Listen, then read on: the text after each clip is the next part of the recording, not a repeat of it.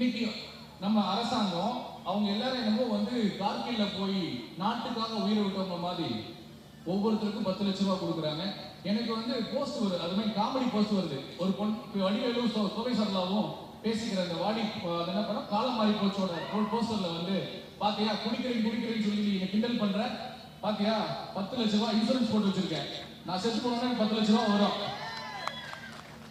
இது சிரிக்கிறதுக்காக இல்ல, இது சிரிக்கிறதுக்காக இல்ல, சிந்திங்க. நம்ம கட்ட பணம், நம்ம கட்ட வரி, அது எப்படி ஒரு கள்ளச்சாராயம் குடிக்கிறவனுக்கு கொடுக்கலாம்? அது எப்படி கொடுக்கலாம்? நீங்க யாராவது கேட்டீங்களா? இதை சிந்திச்சு பார்த்துருக்கீங்களா? ஒவ்வொருத்தரும் வரி கட்டுறோமா இல்லையா? வருமான வரி கட்டுறவங்க கட்டுறாங்க, வருமான வரி இல்லாதவங்க வீட்டு வரி, அந்த ஏதோ ஒரு வரி கட்டுறோம்ல.